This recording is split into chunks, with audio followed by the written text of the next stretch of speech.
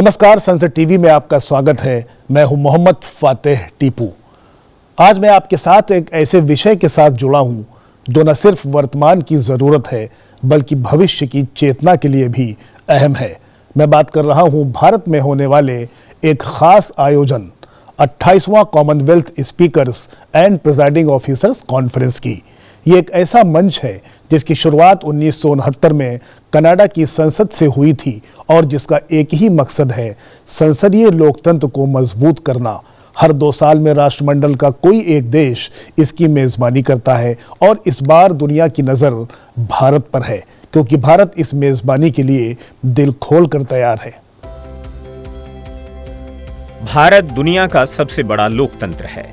इतने बड़े, विविध और जटिल समाज में लोकतांत्रिक व्यवस्था का सफल संचालन पूरी दुनिया के लिए प्रेरणा है।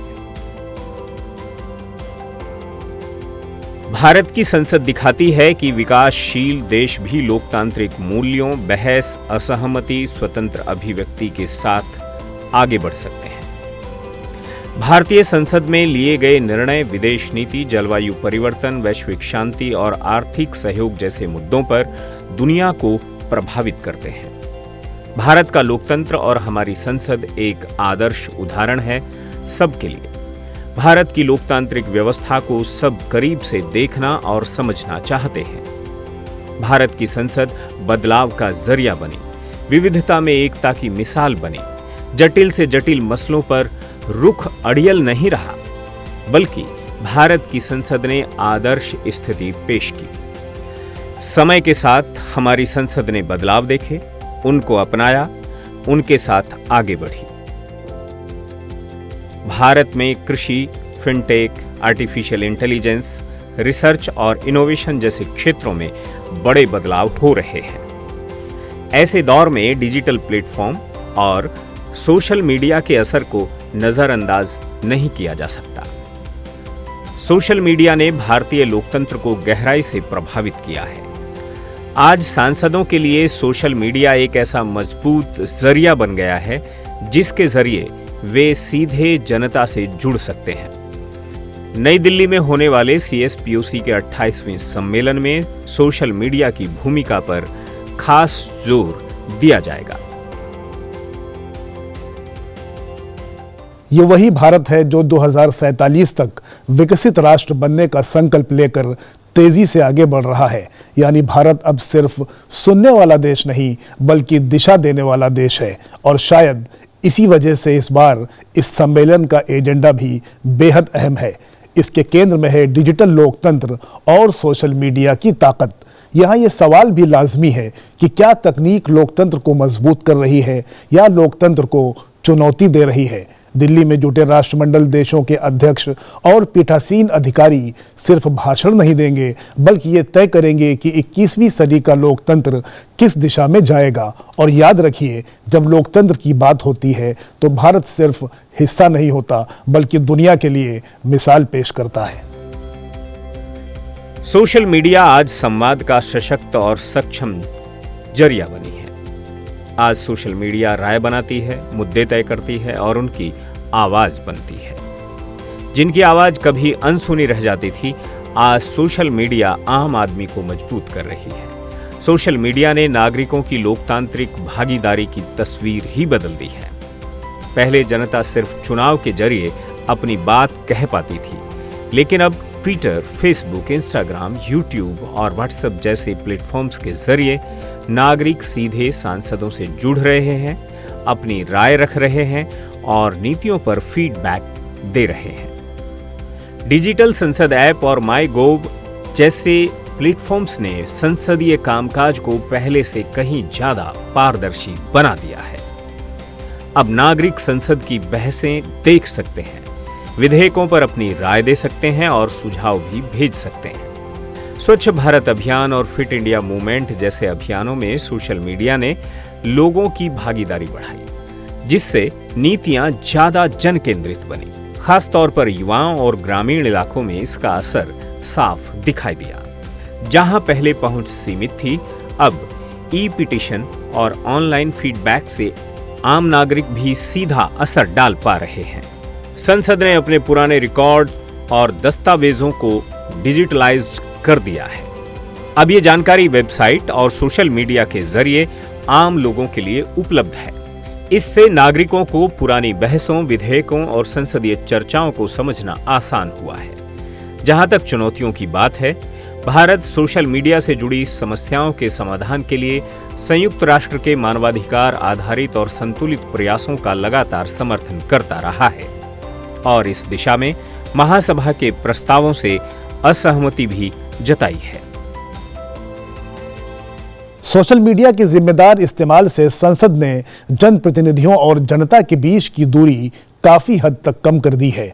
इससे लोकतांत्रिक प्रक्रिया पहले से ज्यादा खुली और पारदर्शी बनी है। यह जरूरी है कि हम अपने लोकतंत्र को मजबूत करने, जवाबदेही को बढ़ावा देने, खुले और सहभागी शासन को सुगम बनाने के लिए सोशल मीडिया की शक्ति का उपयोग करना जारी रखें। तेजी से भागती दौड़ती दुनिया के साथ अब दुनिया डिजिटल युग में प्रवेश कर चुकी है। पिछले एक दशक से ज्यादा के समय में तो इस दिशा में बड़े बदलाव देखे गए हैं। विश्व ई संसद रिपोर्ट्स 2018 के मुताबिक 96% सांसद डिजिटल उपकरणों का इस्तेमाल करते हैं। 67% सांसद फेसबुक पर सक्रिय हैं, 40% ट्विटर का उपयोग करते हैं और 54% सांसद व्हाट्सएप जैसे मैसेजिंग प्लेटफॉर्म से संवाद करते हैं। वहीं विश्व ई संसद रिपोर्ट 2024 बताती है कि सोशल मीडिया का इस्तेमाल लगातार बढ़ा है। 2016 के बाद से सोशल मीडिया सांसदों के लिए जनता से संवाद का सबसे बड़ा माध्यम बन गया है, जिसने पारंपरिक प्रसारण को भी पीछे छोड़ दिया है।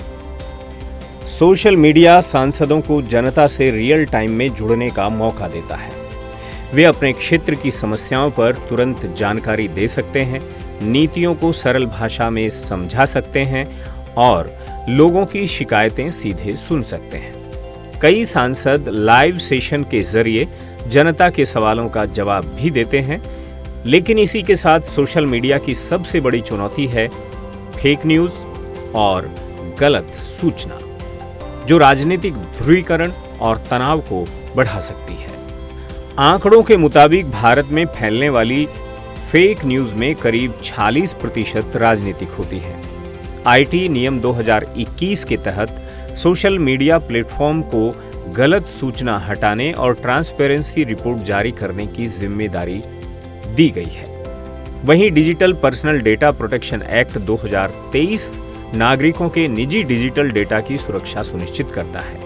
सरकार अब डिजिटल इंडिया एक्ट जैसे नए कानूनों पर भी काम कर रही है ताकि प्लेटफॉर्म्स को और जवाबदेह बनाया जा सके। भारतीय संसद लोकतंत्र की आत्मा है। यह भारत के नागरिकों के अधिकारों, आकांक्षाओं और विविधताओं को एक मंच पर लाती है और दुनिया को दिखाती है कि लोकतंत्र केवल शासन व्यवस्था नहीं, बल्कि एक सतत संवाद और साझा जिम्मेदारी है। संसद में शिष्टाचार बनाए रखना लोकसभा अध्यक्ष और राज्यसभा के सभापति की अहम जिम्मेदारी होती है। हालांकि सोशल मीडिया पर सांसदों के व्यवहार के लिए अब तक कोई साफ दिशा निर्देश नहीं है। विशेषज्ञों का मानना है कि संसद का code of conduct social media तक भी बढ़ाया जाना चाहिए, ताकि भड़काऊ पोस्ट और गलत सूचना पर मार्गदर्शन दिया जा सके। फिलहाल सोशल मीडिया पर सांसदों का आचरण व्यक्तिगत जिम्मेदारी पर निर्भर करता है। हालांकि फेक न्यूज फैलाने पर आईटी कानूनों के तहत कार्रवाई संभव है। अभिव्यक्ति की आजादी का सम्मान करते हुए फेक न्यूज और डीप फेक पर नियंत्रण बेहद जरूरी है। प्लेटफॉर्म्स को अब कंटेंट मॉडरेशन पर मासिक रिपोर्ट भी देनी होती है। सरकार सोशल मीडिया प्लेटफॉर्म्स को जवाबदेह बना रही है, लेकिन साथ ही सेंसरशिप को लेकर सवाल भी उठते हैं। इसलिए जरूरी है कि मीडिया साक्षरता बढ़े, फैक्ट चेकिंग मजबूत हो और स्वनियमन को बढ़ावा मिले। सोशल मीडिया ने लोकतंत्र को ज्यादा सक्रिय बनाया है, लेकिन संतुलित नियम और जागरूकता से ही डिजिटल लोकतंत्र मजबूत हो सकता है। सांसदों और नागरिकों दोनों की जिम्मेदारी से ही डिजिटल मंच पर स्वस्थ लोकतंत्र संभव है। डिजिटल दौर में सोशल मीडिया ने सांसदों और नागरिकों को पहले से कहीं ज्यादा करीब ला दिया है। ये मंच लोकतंत्र को मजबूत भी करता है और चुनौती भी देता है। अब जरूरत है संतुलन की, जहां एक ओर अभिव्यक्ति की आज़ादी बनी रहे तो दूसरी ओर जिम्मेदारी और सच की अहमियत भी समझी जाए, क्योंकि जब सांसद और नागरिक दोनों मिलकर डिजिटल मंच का सही इस्तेमाल करेंगे तभी लोकतंत्र वास्तव में और मजबूत बन पाएगा। फिलहाल इस खास पेशकश में इतना ही। मुझे दीजिए मेरी पूरी टीम के साथ इजाजत और देखते रहिए सनसेट टीवी। नमस्कार।